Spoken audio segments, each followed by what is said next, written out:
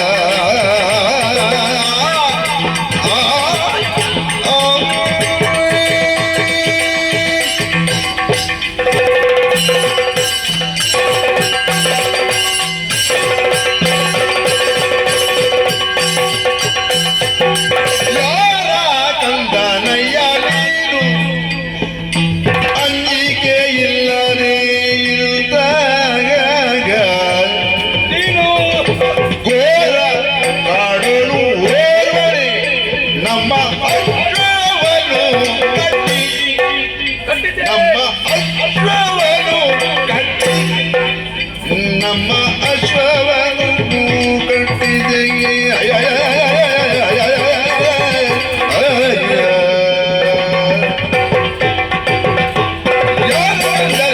ನೀನು ಅತಿಲ್ಲದಿಂದ ಅಶ್ವಗಳು ನೀನು ಯಾಕೆ ಕಂಡಿದೆ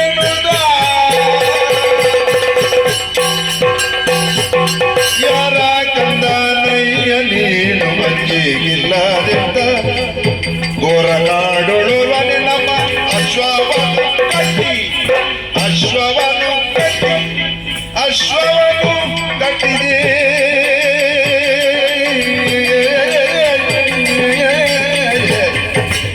ಯಾರ ಕನ್ನನಯ್ಯ ನೀನು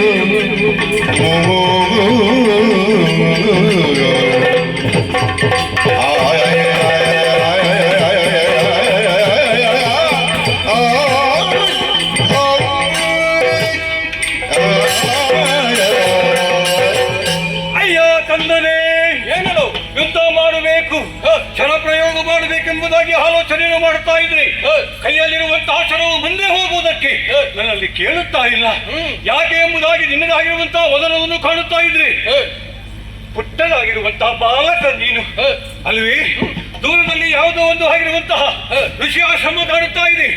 ಆ ಋಷಿಯಾಶ್ರಮದ ಎದುರುಗಡೆ ಬಾಲಕರಾಗಿರುವಂತಹ ನೀವೆಲ್ಲರೂ ಸೇರಿಕೊಂಡು ಆಟವಾಡುವಂತಹ ವಯಸ್ಸು. ಅಂತಹ ವಯಸ್ಸಿನಲ್ಲಿ ಕೈಯಲ್ಲಿ ಧನುರ್ವಾದ್ಯವನ್ನು ಹಿಡಿದುಕೊಂಡು ಬಂದು ನನ್ನ ಎದುರಿನಲ್ಲಿ ಬಂದು ನಿಂತೆಯಲ್ಲ, ನಿನ್ನನ್ನು ಕಾಣುವಾಗ ನಿನ್ನದಾಗಿರುವಂತಹ ಮಗವನ್ನು ಕಂಡಾಗ ಏನು ನನ್ನ ಅರಮನೆಯ ಜ್ಞಾಪಕ ನನಗೆ. ಏನು ಬೇಕಾದ್ರೆ ಇರಲಿ, ನೀನು ಯಾರು ಎಂಬುದಾಗಿ ಕೇಳಬೇಕು ಅಂತ ಮಾಡಿದ್ದೇನೆ. ಯಾರಪ್ಪ ನೀನು?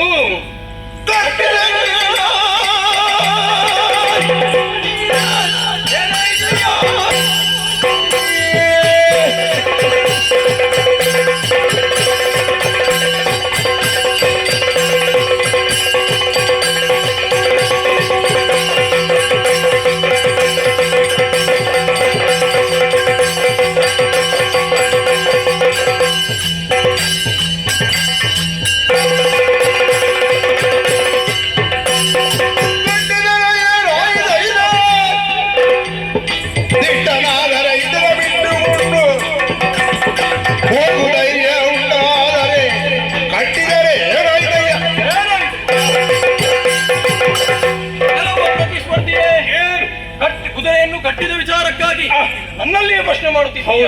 ನಿನ್ನ ಪ್ರಶ್ನೆಗೆ ಉತ್ತರವನ್ನು ನಾನು ನೀಡುವುದಿಲ್ಲ. ನಿನ್ನ ಪ್ರಶ್ನೆಗೆ ಮರು ಪ್ರಶ್ನೆಯನ್ನು ನಾನು ಮಾಡುತ್ತೇನೆ. ಕಟ್ಟಿದರೆ ಏನಾಯ್ತಯ್ಯ? ಕುದುರೆಯನ್ನು ಕಟ್ಟಿದರೆ ಏನಾಯಿತು?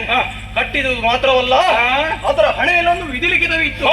ಅದನ್ನು ಸರಿಯಾಗಿ ಅರ್ಥವಿಸಿಕೊಂಡು ಬಲವುಳ್ಳ ಭಟರು ಕಟ್ಟಿ ಕಾದಾಡಬೇಕೆಂದು ಬರೆದಿತ್ತು. ಬಲವುಳ್ಳ ಭಟರು ನಾವಾಗಿರುವುದರಿಂದ ಕುದುರೆಯನ್ನು ಕಟ್ಟಿದ್ದೇವೆ. ತಿಟ್ಟತನ ನಿನ್ನಲ್ಲಿ ಉಂಟುಂತಾದರೆ ಬಿಡಿಸಿಕೊಂಡು